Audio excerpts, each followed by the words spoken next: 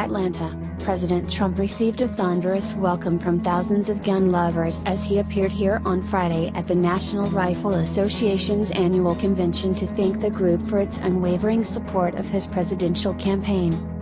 A supporter of restrictions on guns before he entered politics, Mr. Trump became a fierce champion of gun rights during his bid for the White House, earning early backing, and $30 million in campaign support, from the powerful lobbying group.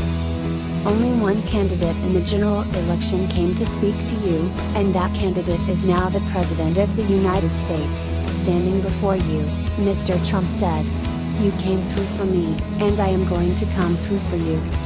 The president was received as a hero, in part for successfully installing a conservative Supreme Court Justice, Neil M. Gorsuch, seen as a likely protector of the Second Amendment. And in turn, he treated the gun convention like a political rally, joyfully recalling his election victory and mocking the journalists and Democrats who were confident that he would lose. Continue reading the main story. 100 Days, the Trump White House. The historic moments, head-spinning developments and inside the White House intrigue. Trump orders review of safety rules created after Gulf oil spill. April 28. Congress at 100 days, frenetic action but few accomplishments. April 28. Trump nominates former disaster relief manager to lead FEMA. April 28. Jim DeMint is said to be out at Heritage Foundation. April 28. Trump on North Korea, tactic, madman theory, or just mixed messages? April 28. See more. Remember, they said there is no path to 270, he said, referring to the number of electoral votes a candidate needs to win the presidency. There is no route to 270. We ended up with 306, so they were right. He brashly predicted that he would have no problem dispatching any rival during the 2020 re-election campaign, suggesting at one point that Democrats might nominate Senator Elizabeth Warren of Massachusetts. He referred to her as he did during the campaign, derisively calling her Pocahontas, a reference to claims she once made about being part Native American. It may be Pocahontas, remember that, he said, prompting laughter in the cavernous room. She is not big for the NRA, that I can tell you. Before the president's arrival, attendees watched hours of videos assailing former President Barack Obama, Democrats and anyone who has advocated gun control measures.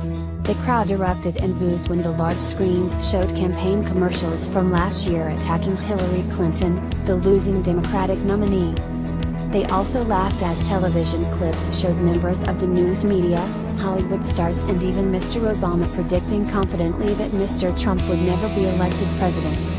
The 8-year assault on your Second Amendment freedoms has come to a crashing end, Mr. Trump told the crowd after assailing Mr. Obama's record on guns. Now, he said, you have a true friend and champion in the White House. Mr. Trump, just shy of Saturday's 100-day milestone in his presidency, stepped in front of the friendly audience amid a flurry of activity back in Washington. In just the past few days, his administration has released a tax plan and made and then rescinded a threat to withdraw from the North American Free Trade Agreement, while Republican lawmakers reignited their effort to repeal the Affordable Care Act and Congress passed a short-term spending bill needed to keep the government running. In addition to his Supreme Court pick, Mr. Trump has made some modest moves in support of gun rights. He signed legislation that reversed an Obama-era rule that would have required the Social Security Administration to provide information about mentally ill people for background checks on gun purchases. Leaders of the NRA heaped praise on Mr. Trump. Chris Cox, the executive director of the group's political and lobbying arm, called Mr. Trump the most proudly pro-gun presidential candidate in history and accused the news media of lying about the number of people who watched Mr. Trump's inauguration. The only number that mattered was the number who watched Hillary Clinton's inauguration, 0. Mr. Cox said. Wayne LaPierre, the chief executive officer of the NRA, predicted that Mr. Trump would help wage war against elites in academics, politics and the news media. He said members of the news media were public relations flags for the destruction of our country. gun control organizations accused Mr. Trump of supporting what they call the extremist agenda of the NRA in a statement on Thursday. Two of those groups, Everytown for Gun Safety and Moms Demand Action, vowed to oppose efforts by the gun group to allow more guns for anyone, anywhere, no questions asked.